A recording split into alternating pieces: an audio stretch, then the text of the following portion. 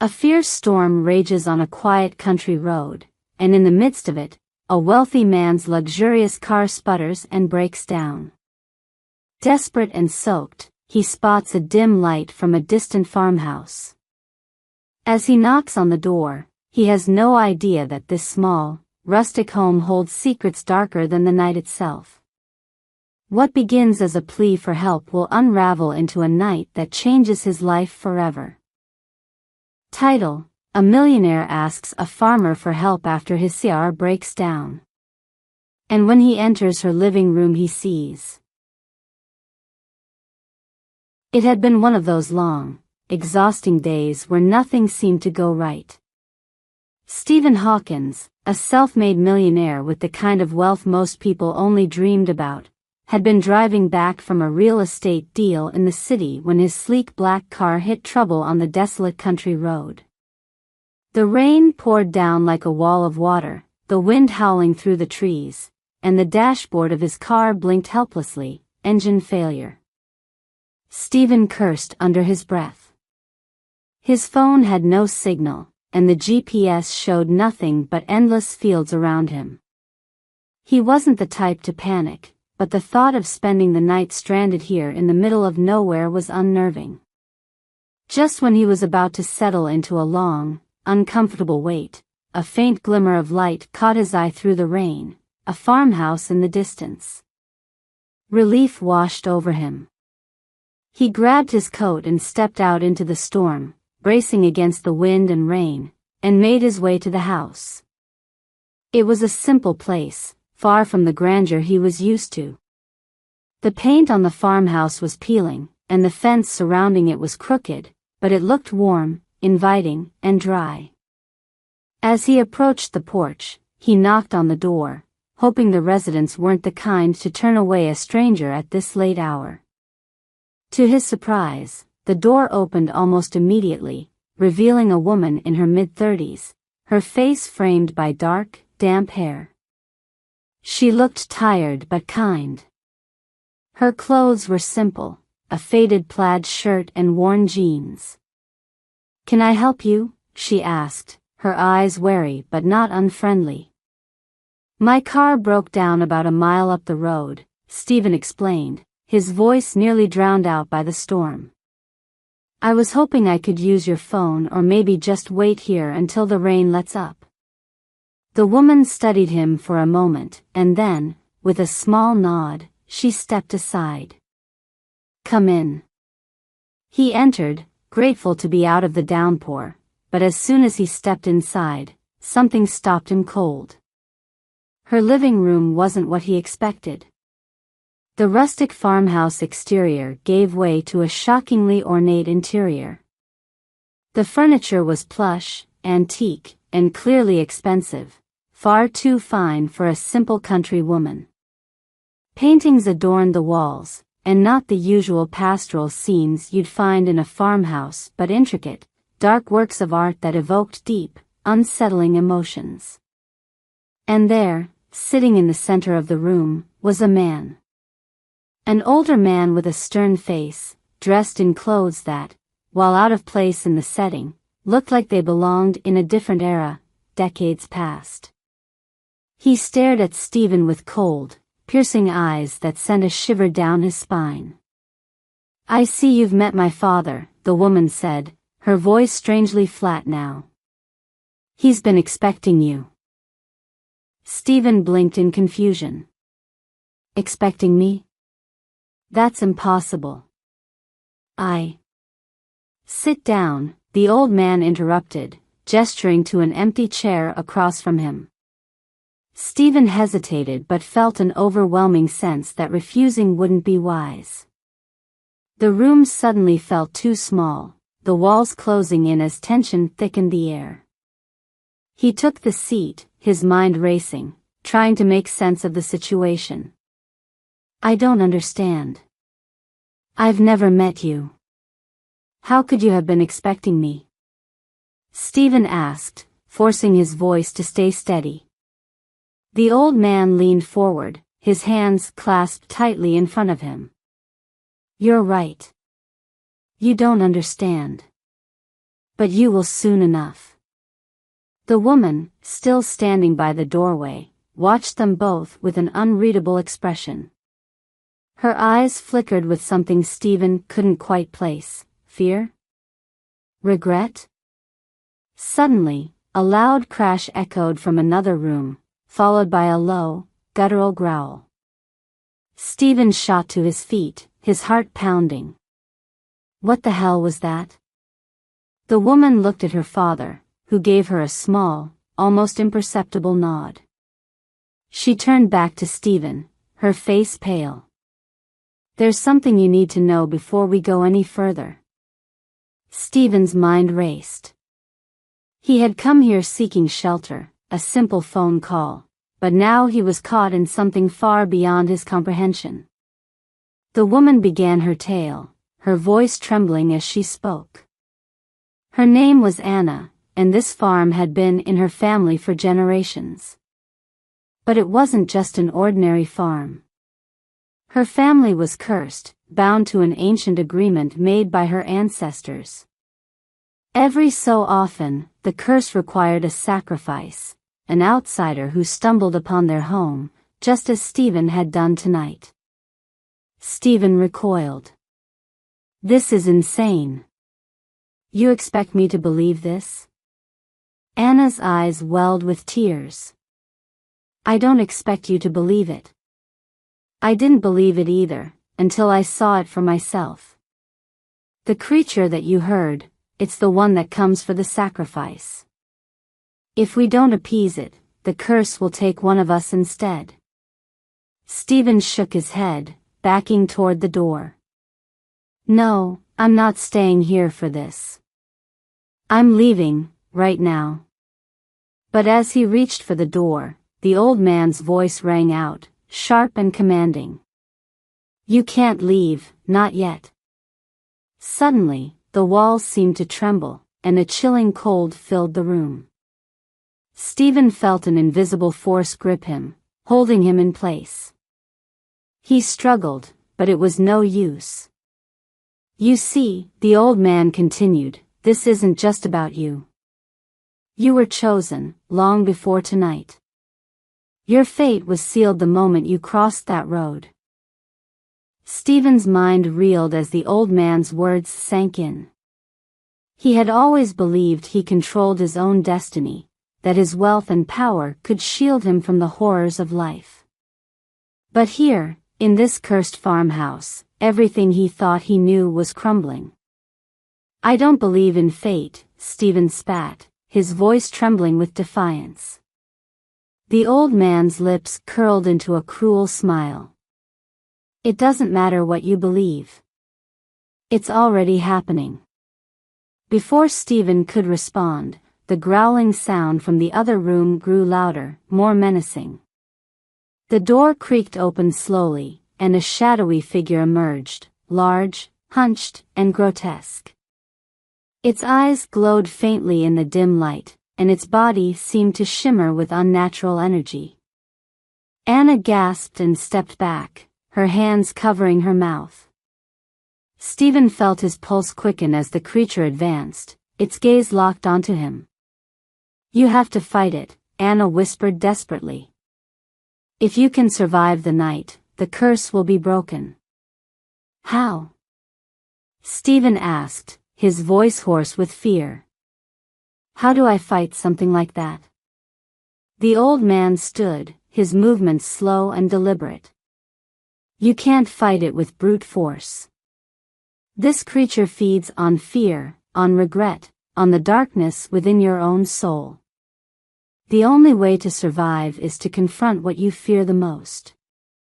Stephen's mind flashed with memories he had long buried, his ruthless business deals, the people he had stepped on to get to the top, the relationships he had destroyed in pursuit of power.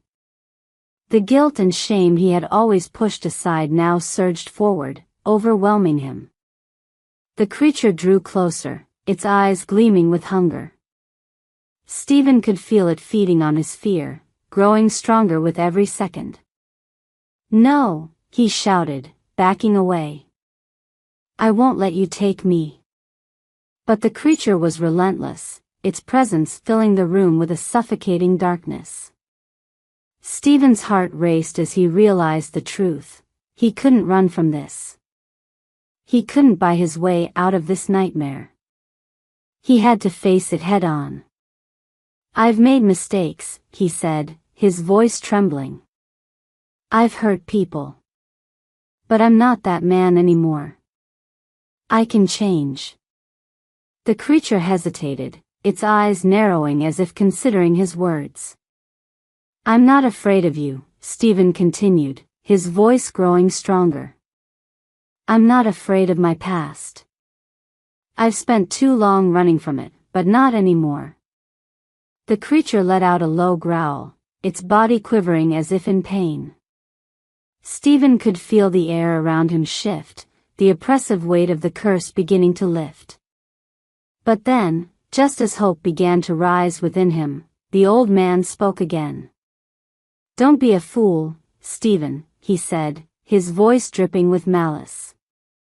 "The curse is not so easily broken. You may have faced your fears, but the creature is not bound by your conscience. It wants blood, and it will have it." The room fell silent. Stephen stared at the old man, realization dawning on him. This wasn't just about him. The curse wasn't something he could break by facing his own demons. It was something darker, older, and far more powerful than he had imagined. "Then take me," Stephen said, his voice steady. Anna gasped, her eyes wide with shock. "No. You don't have to do this." But Stephen shook his head. "I can't let anyone else suffer because of me. If this is my fate, then so be it." The creature stepped forward, its eyes gleaming with anticipation. Stephen closed his eyes, bracing himself for the end. But then, just as the creature lunged, a blinding light filled the room. The walls shook, and the creature let out a deafening roar as it was engulfed by the light, its body dissolving into nothingness. When the light faded, the creature was gone. The curse was broken. Stephen opened his eyes, breathing heavily. He turned to Anna, who stood frozen in shock. "It's over," he said softly. Anna shook her head, tears streaming down her face. "No, it's not. The curse may be broken, but the price has been paid." Stephen looked around the room, confused. "What do you mean?" But then he saw it. The old man, sitting in his chair, unmoving. His eyes were open, but there was no life in them. He was gone. Anna knelt beside her father, her sobs filling the room. Stephen felt a pang of guilt. The curse may have been broken, but it had cost Anna everything. As he left the farmhouse that night, Stephen knew his life would never be the same. He had come to the farmhouse seeking shelter, but he had found something far more profound, a second chance. The end.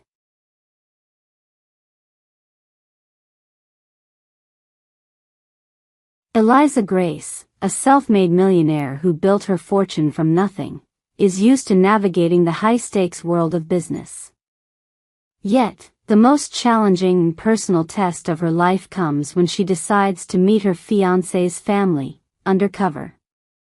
Believing that they would judge her wealth before knowing her heart, she pretends to be a maid in their household to get an unfiltered glimpse of the people she hopes to call family.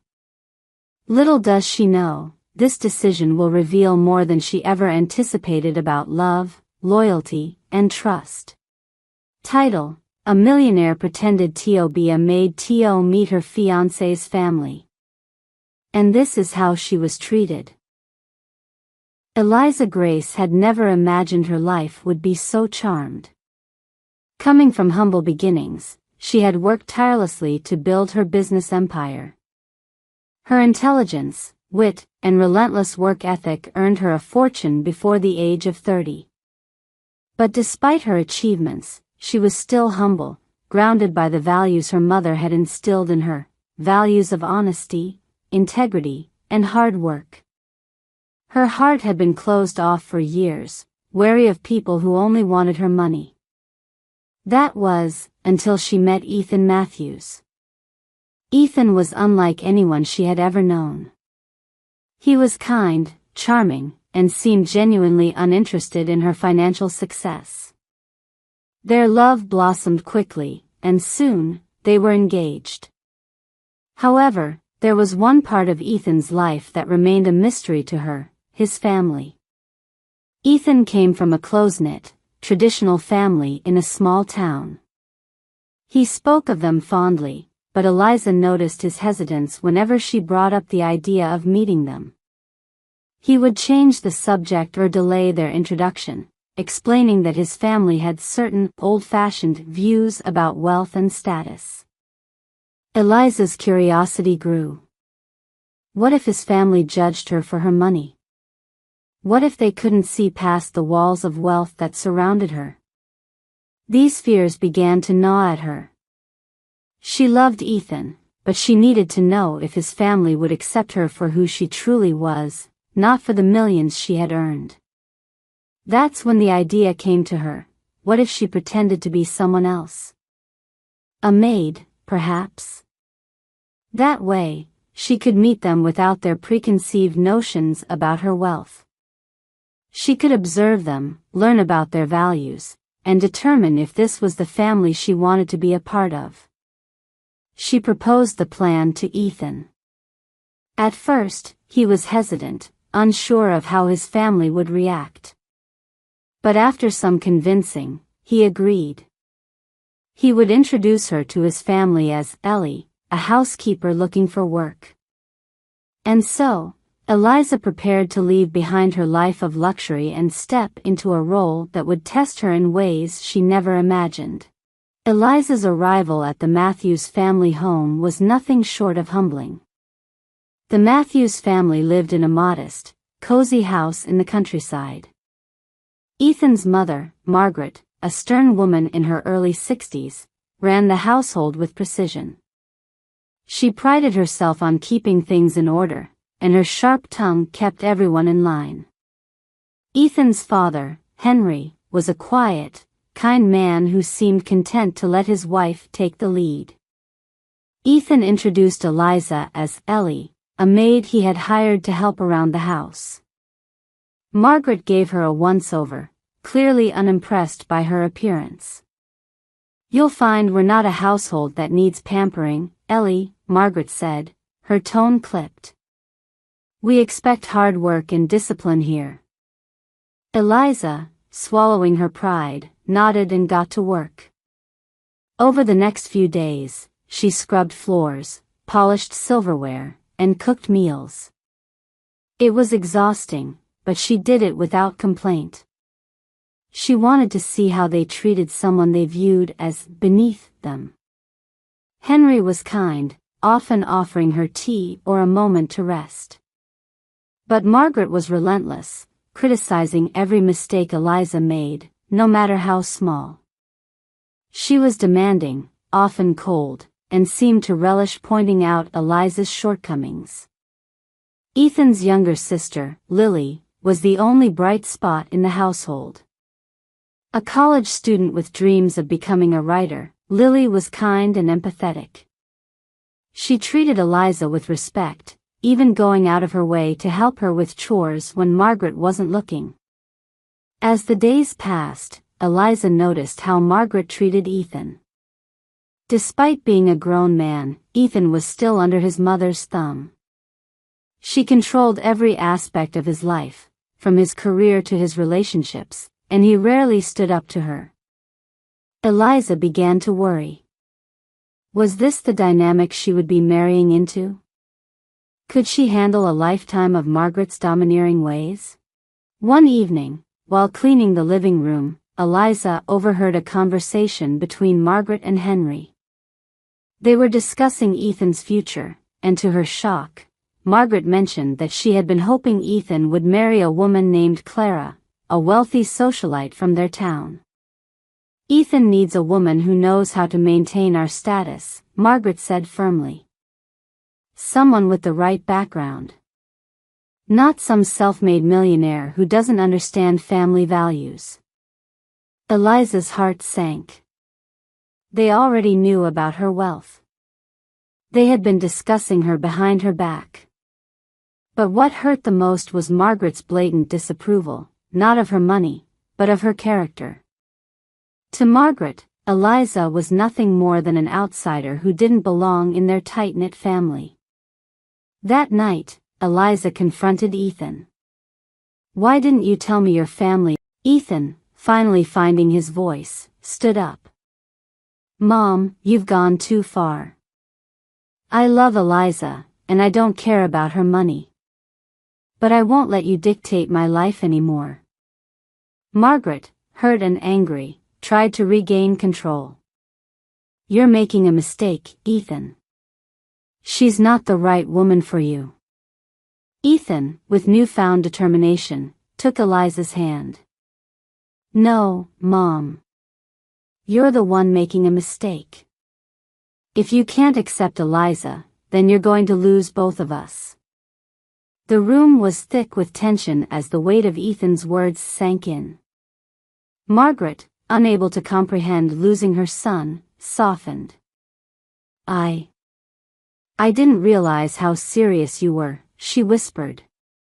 "But this deception..." Eliza cut in, her voice firm but calm. "I'm sorry for deceiving you, but I needed to know if I could be a part of this family. I love your son, and I want to build a life with him. But I won't sacrifice my dignity or self-respect to win your approval." In the days that followed, the Matthews family was forced to reckon with the truth. Margaret, after much reflection, realized that her rigid ways were driving her son away. It wasn't easy for her to accept, but she eventually reached out to Eliza, offering a tentative olive branch. "I may not have agreed with how you did things," Margaret said quietly, "but I see now that you care about Ethan. And that's what matters." Eliza, while still wary, accepted the gesture. The relationship would never be perfect, but it was a start. Over time, they found common ground, and while Margaret would never fully relent. The end.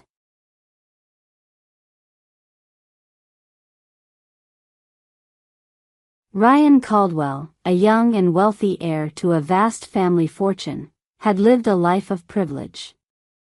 Always accustomed to having things his way, he enjoyed playing pranks on his friends for fun. But when a chance encounter with a homeless girl leads to an impulsive joke, his world is turned upside down in ways he could never have anticipated. A joke about her being his fiancée takes an unexpected twist, especially when his mother's reaction reveals a shocking truth from the past. Little did Ryan know that his joke would unravel dark family secrets, and the consequences would be far more tragic than anything he could have imagined. Title: A wealthy young man jokingly invited a homeless girl to meet his parents as his fiancée. But as they walked into the restaurant, his mother turned pale with shock. The day had started out just like any other for Ryan Caldwell. He had just finished an early morning meeting with his father at Caldwell Enterprises, his family's multinational corporation. Sitting in his sleek, luxury car, Ryan looked at himself in the rearview mirror, running a hand through his perfectly styled hair. Despite his success, there was a certain restlessness in his heart, a boredom that came from having everything handed to him. As he drove down the streets of the city, he noticed a small figure huddled near a bus stop. The girl was young, perhaps in her early 20s, wearing tattered clothes that were barely enough to keep her warm in the biting cold. Her hair was messy, and her eyes were dull, reflecting the kind of weariness that came from struggling for survival. Ryan slowed down, his curiosity piqued. He wasn't sure what made him stop that day. Maybe it was the gloomy weather or the fact that the sight of her contrasted so much with the lavish life he led. Whatever the reason, he found himself rolling down the window and calling out to her. "Hey, you need a ride?" The girl looked at him warily, her eyes narrowing in suspicion. She was clearly not used to people like Ryan, handsome, well-dressed, and driving an expensive car, offering her help. "Why would you care?" she muttered, her voice hoarse. Ryan laughed, leaning against his car door. "I don't. But I could use some entertainment. How about this? How would you like to pretend to be my fiancé for a day?" The girl stared at him in disbelief, but Ryan's grin only widened. "My parents are meeting me for lunch at this fancy restaurant. I need a fiancé to impress them. It's a joke, obviously. You in?" The girl blinked, too stunned to speak at first. She glanced at the people around her, then back at him. "You're joking." "Of course, I'm joking," Ryan said, his tone playful. "But if you agree, I'll buy you lunch and drop you off wherever you want afterward. You can even take some of the leftovers." The girl hesitated. She was hungry, starving, really. She hadn't eaten anything substantial in days, and the thought of a warm meal was too tempting to resist. "What's your name?" Ryan asked, breaking the silence. "Alice," she replied, her voice barely audible. "All right, Alice. Let's make today a little more interesting." Ryan opened the passenger door, and after a moment of indecision, Alice climbed in. She glanced nervously at the luxurious interior, feeling out of place, but the warmth of the car was a welcome relief from the cold outside. As they drove to the restaurant, Ryan explained the plan. He would introduce her as his fiancée, and they'd pretend to be madly in love for the duration of lunch.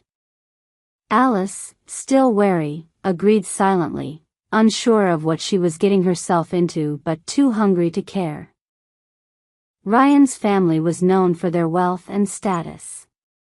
His father, Gregory Caldwell, was a stern, imposing figure in the business world, while his mother, Evelyn Caldwell, was known for her elegance and grace.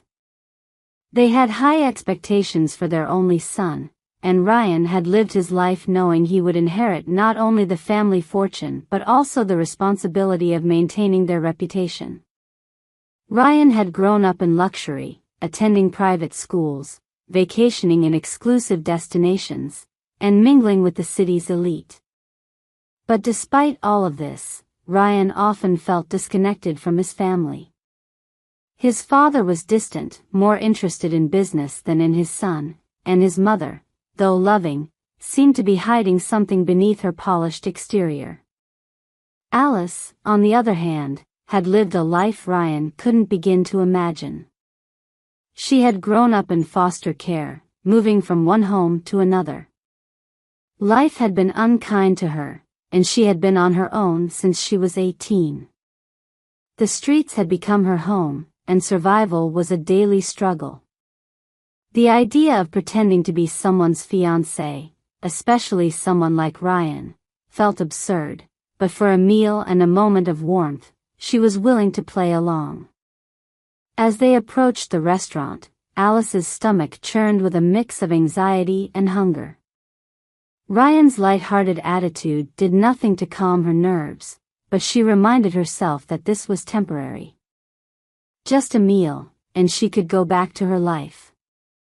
Ryan parked the car, and they entered the high-end restaurant, where his parents were already waiting at a table near the window. As they approached, Ryan's mother, Evelyn, turned to greet them. The moment her eyes landed on Alice, she froze.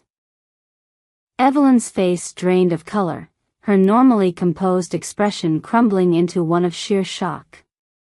Her hand trembled as she gripped the edge of the table, her breath hitching in her throat. Ryan, oblivious to his mother's reaction, grinned and pulled out a chair for Alice. "Mom, Dad, this is Alice," he announced, his voice light and casual. "My fiancé." Gregory Caldwell raised an eyebrow, clearly confused by the sudden announcement, but it was Evelyn who seemed most affected. She stared at Alice as if she had seen a ghost, her eyes wide with disbelief. "Alice," she whispered, her voice barely audible. "It can't be." Ryan chuckled, thinking his mother's reaction was part of the fun. I know, it's sudden. But we're in love, and I thought it was time you met her." But Evelyn wasn't listening. Her eyes remained fixed on Alice, who shifted uncomfortably under the scrutiny. For a moment, no one spoke, the tension thick in the air. Finally, Gregory cleared his throat. "This is a surprise, Ryan. I didn't know you were seeing anyone." "Well, I thought I'd keep it a secret for a while," Ryan said, still grinning. "But now that we're getting serious, I figured I'd let you in on it." Alice, feeling increasingly uncomfortable, glanced at Evelyn, who still hadn't moved. "Maybe I should go," she murmured, starting to rise from her seat. "No." Evelyn's voice came out louder than she intended, startling everyone at the table. She quickly composed herself, forcing a tight smile. "Please, stay. I'd like to get to know you." Ryan's grin faltered. He had expected his mother to play along, maybe even find the joke amusing, but her reaction was unsettling. There was something in her eyes, fear, perhaps, that made him uneasy. As the meal continued, Evelyn remained unusually quiet, her eyes flickering between Ryan and Alice, while Gregory asked polite questions about how Ryan and Alice had met. Alice, unsure of how much of the story she was supposed to invent, played along as best she could, though her discomfort was palpable. But the more she spoke, the more Evelyn seemed to withdraw into herself, her pale complexion growing even more ashen. By the time dessert was served, Evelyn excused herself, rushing to the restroom. Ryan, now genuinely concerned, followed his mother. He found her leaning against the sink, her hands gripping the porcelain as she stared at her reflection in the mirror. "Mom? What's wrong?" Ryan asked, stepping closer. Evelyn's voice trembled as she spoke. "Where did you find her, Ryan? Where did you meet Alice?" Ryan frowned. "Why does it matter? She's just a girl I met." "No," Evelyn whispered, her voice filled with dread. "She's not just a girl. She's. Evelyn turned to face her son, her eyes filled with tears. "She's your sister." The words hit Ryan like a punch to the gut. He staggered back, shaking his head in disbelief. "What? That's impossible." Evelyn's voice cracked as she explained. "Before I met your father, I was in a relationship. I had a child, but I was young and foolish, and I made a terrible mistake. I gave her up for adoption. I thought I'd never see her again." Ryan's mind reeled as the pieces began to fall into place. The reason his mother had been so shocked, the way she had looked at Alice, it all made sense now. "I don't know how she ended up on the streets," Evelyn continued, tears streaming down her face. "But that's her, Ryan. That's my daughter." Ryan's head spun with the revelation. This was supposed to be a joke, a harmless prank to pass the time. But now, everything had changed. Alice wasn't just some random girl. She was his sister, and she had no idea. "How could you not tell me?" Ryan asked, his voice filled with anger and disbelief. "I didn't think I'd ever see her again," Evelyn sobbed. "I never wanted to burden you with this. But now..." Ryan's heart raced as he struggled to process the information. He thought back to the way Alice had looked at the restaurant, the way she had seemed so out of place, so vulnerable. She was his sister, and he had unknowingly dragged her into this cruel joke. "I have to tell her," Ryan muttered, turning to leave. "No."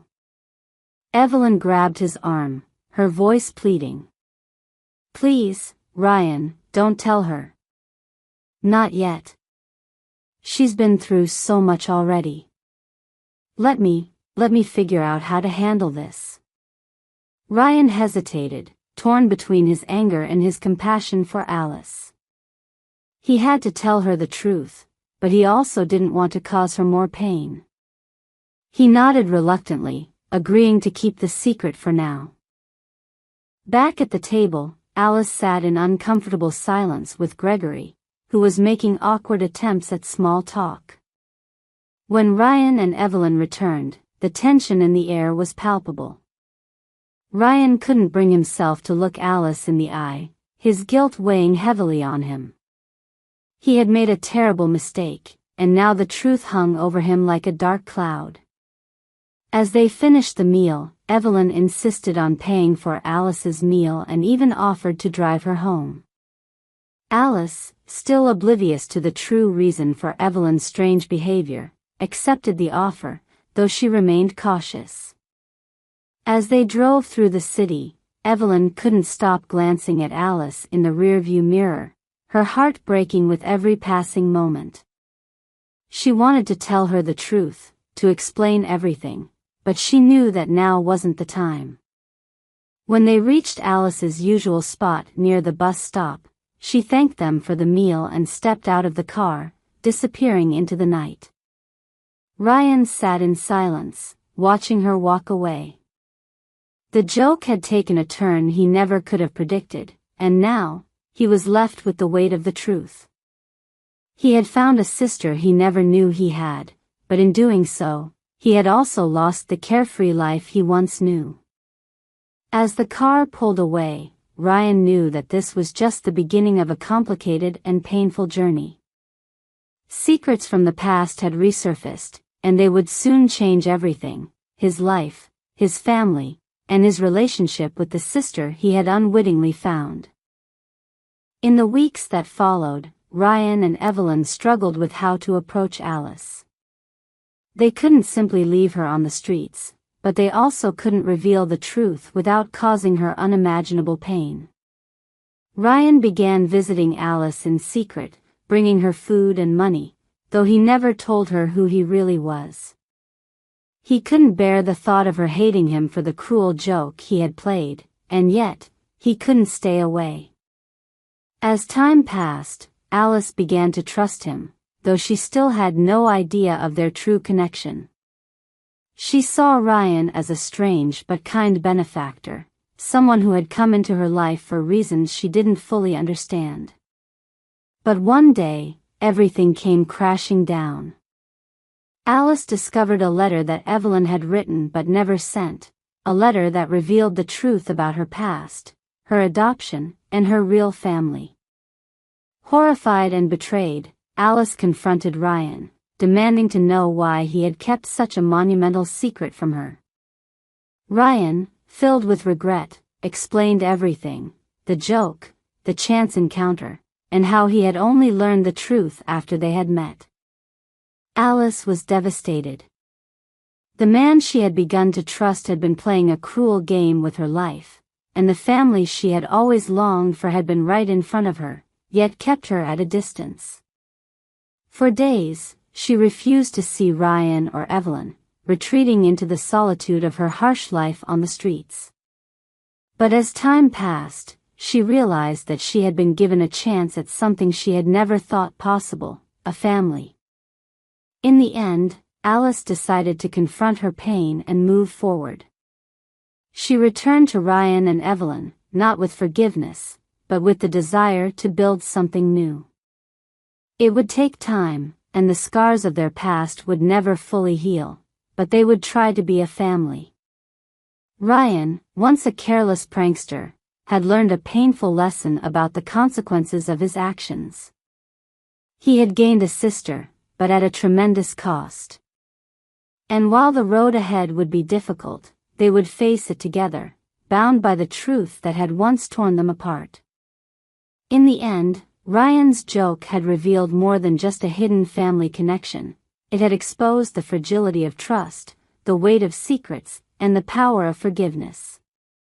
Alice, once lost and forgotten, had found her place in a world she never thought she belonged to. And Ryan, once reckless and privileged, had learned the value of compassion and the importance of honesty. Their lives would never be the same, but perhaps, in the midst of all the pain and betrayal, they had found something even more precious, each other. The end.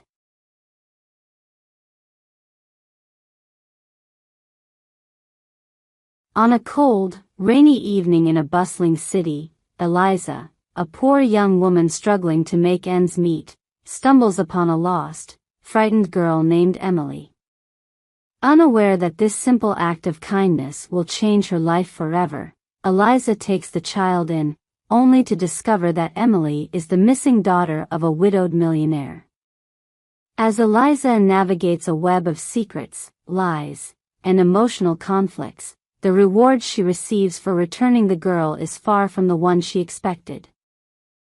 Title: A poor young woman helps a lost girl and discovers she is the missing daughter of a widowed millionaire.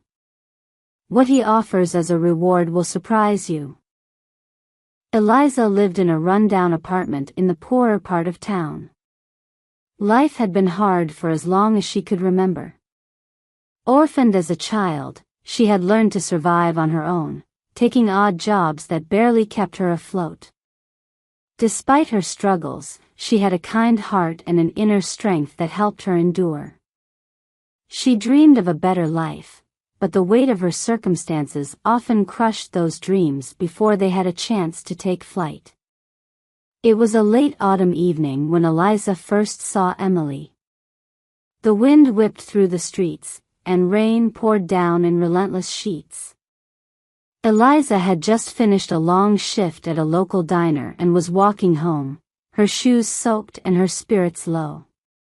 As she passed an alleyway, something caught her attention, a small figure, huddled against a wall, shivering and alone. The little girl couldn't have been more than 7 or 8, her blonde hair matted and soaked through, her clothes too thin for the weather. Eliza's heart clenched at the sight. Without a second thought, she approached the girl. "Are you okay?"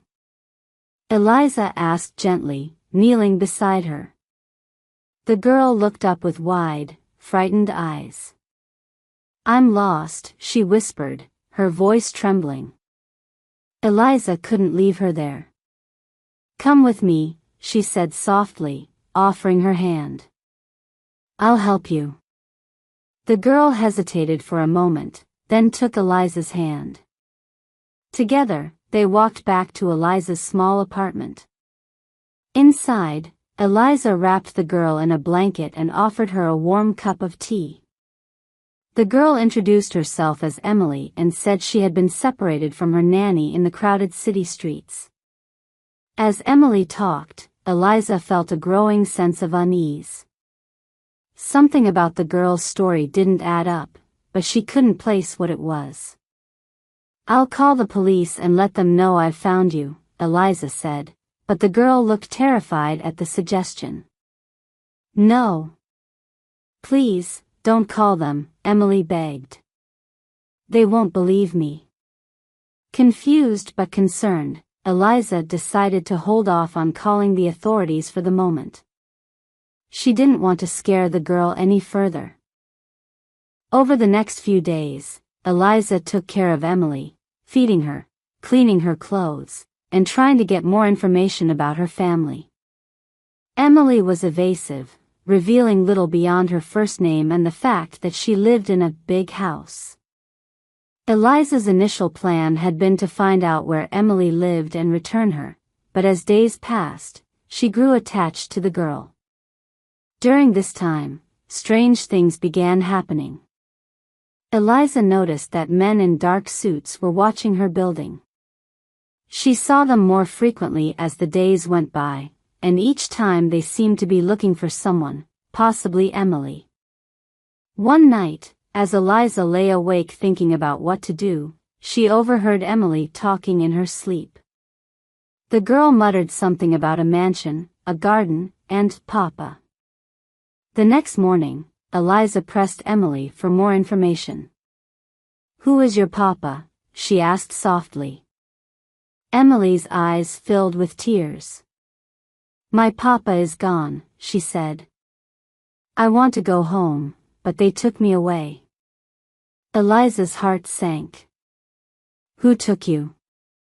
Emily didn't answer, and Eliza didn't push her any further. But it became clear that something more sinister was at play. Eliza knew she couldn't keep the girl hidden forever, and the men watching her building seemed to be closing in. One afternoon, while Eliza was at work, she noticed a newspaper left on one of the tables at the diner. The headline caught her eye: "Widowed millionaire desperately searches for missing daughter." Eliza's breath caught in her throat as she read further. The article detailed the story of Jonathan Hargrave, a wealthy businessman whose daughter had disappeared 3 months earlier. Despite offering a large reward, there had been no credible leads. Eliza stared at the grainy photograph of the little girl. It was Emily. The realization hit her like a freight train. Emily wasn't just a lost child, she was the daughter of one of the wealthiest men in the city. Conflicted, Eliza didn't know what to do. She knew she had to return Emily to her father, but she feared what might happen to the girl in the process. And what would happen to her? Could she trust Jonathan Hargrave? That night, Eliza confronted Emily. "Emily, I think I know who you are," she said gently. "Your father has been looking for you." Emily's face paled. "No, please, don't take me back," she cried. "It's not safe there." Eliza's mind raced. Why would Emily say that? Wasn't her father looking for her? The questions piled up, and the more Eliza thought about it, the more suspicious she became. But with the men outside still watching her building, she knew she couldn't keep Emily much longer. Eliza made the difficult decision to contact Jonathan Hargrave. She called the number listed in the newspaper and arranged a meeting. That night, a black car pulled up outside her apartment, and 2 men in dark suits escorted her and Emily to Hargrave's mansion on the outskirts of the city. The mansion was grand and imposing, with high walls and a sprawling garden, just as Emily had described. As they entered, Eliza noticed how cold and sterile the place felt, more like a fortress than a home. Jonathan Hargrave was waiting for them in the grand foyer. He was tall, with salt and pepper hair and a face marked by years of grief. When he saw Emily, his eyes filled with tears. "Emily," he whispered, kneeling to embrace her. But to Eliza's shock, Emily shrank away from him, clinging to her instead. "Please, I don't want to stay here," Emily sobbed. Jonathan looked up at Eliza, his expression confused. "What's going on?" Eliza didn't know what to say. She had expected a happy reunion, but Emily's reaction told a different story. There was something wrong, something she didn't understand yet. Jonathan led them to a sitting room and asked Eliza to explain how she had found Emily. As she recounted the events of the past few days, she noticed Jonathan growing more and more agitated. "I'll pay you the reward I promised," he said, his voice tense. "But Emily belongs here. She needs to stay." Eliza wasn't sure she could leave Emily behind. The girl was terrified, and something about Jonathan's demeanor unsettled her. But what could she do? She was just a poor woman with no power in this world. As Eliza wrestled with her conscience, she noticed a woman standing in the doorway. She was older, with sharp eyes and a stern expression, Hargrave's sister, as it turned out. The woman seemed to have a strange hold over Jonathan, dictating the household's rules and overseeing everything with an iron fist. "Emily is better off here," the woman said coldly. "You've done your part, Mississippi. Take your money and go." But Eliza couldn't shake the feeling that something was deeply wrong. As the days passed, she found herself returning to the mansion, unable to walk away from the girl who had come to mean so much to her. One evening, Eliza overheard a heated argument between Jonathan and his sister. She listened in horror as she learned the truth. Jonathan's sister had orchestrated Emily's disappearance to control her brother's fortune.